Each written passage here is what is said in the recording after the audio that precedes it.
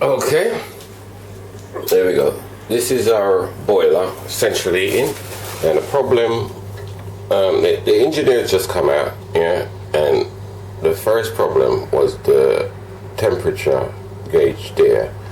I'll try and show you. There you go. The gauge is at 1.5 now. It was about 2.5, yeah. So that's the first problem he spotted, and said that causes your things not to work efficiently. The reason for that is simply if you've got a large pot of water, it takes longer to boil than a small pot of water, using more energy, not running efficiently, yeah.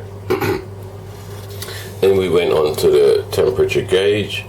When you got your heater switched on for the first time, you want that up to the maximum, because you want to get the whole home heated first. Yeah, when you're heating the home, you want the heat, the walls will also suck some of the heat. So until you get the heat into the house, the whole house is heated, then you can drop your temperature gauge.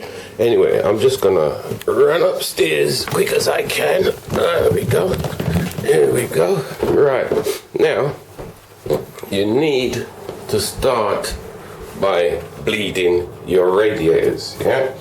Now your radiators, you need to start with your radiators that's the highest point in your house. So if you've got a 3-floor house, go to the 3rd floor and start from there, yeah? On these radiators, if you can see in there, there's a little screw head there. You need to get hold of that with a pliers, and there's another one just there, yeah? If I can get the angle in it, maybe let you see it. Oh, it's a bit awkward.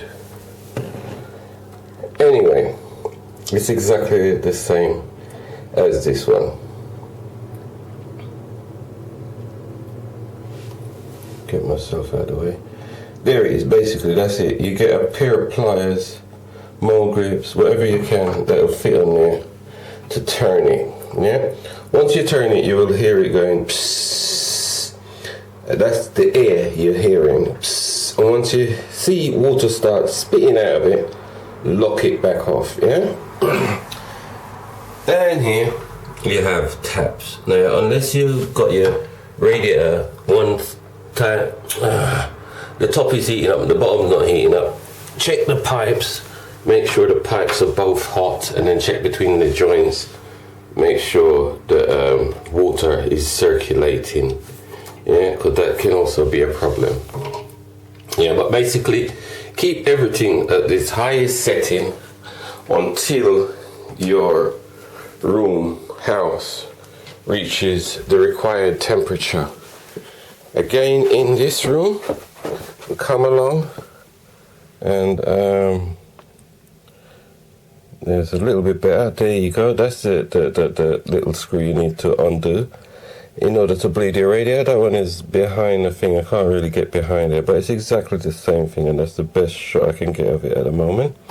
Yep, so you bleed that one as well. Again, open it. Psst, your water come out, and that's done, yeah? So we've done 1, 2, got another one there, exactly the same thing, no point going through that with you.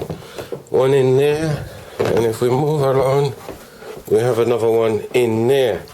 So that's one. All of our radiators upstairs have been done, so we shouldn't really have to do anything with the ones downstairs, because it's basically water will be at the bottom, air will be at the top, doesn't it? Yeah. So once you've done all that, yeah, your temperature gauge, really and truly, you want your temperature gauge, your pressure gauge, the closer to the 1, the better, yeah? Because then you ain't got so much water you're trying to boil.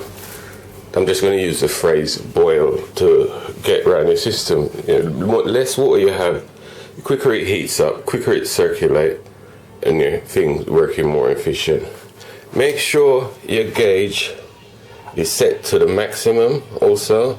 Again, like I say, you got to heat the walls, you got to heat the whole house before you start getting the heat into the room, yeah, and staying in the room, because otherwise, as soon as you turn it off, your heat will disappear in 5 minutes. That's because the walls are sucking in the heat, yeah.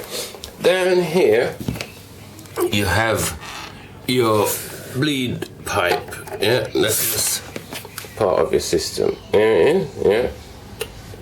So what you gotta do now, you get a container just underneath there, or hose, whatever you may choose to use, and on there you've got a little tab, yeah. You just undo that tab, your water will start to flow out of there.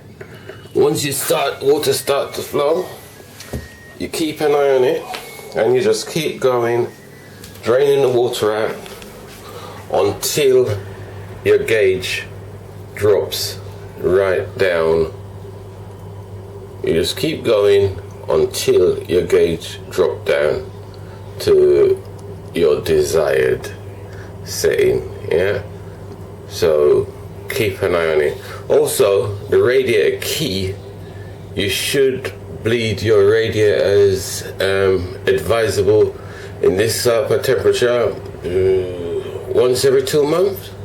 Yeah, at the end of the winter period, and you come back to the summer period, and you're starting to use your radiator and central heating system again, it's also advisable to bleed the system before, or once just bleed the system before you start going through, because over the summer months when it's not been used, you will get air build up inside of it. So the first thing you need to do, bleed your system, and then knock your heat on. Make sure your temperatures are all set to maximum.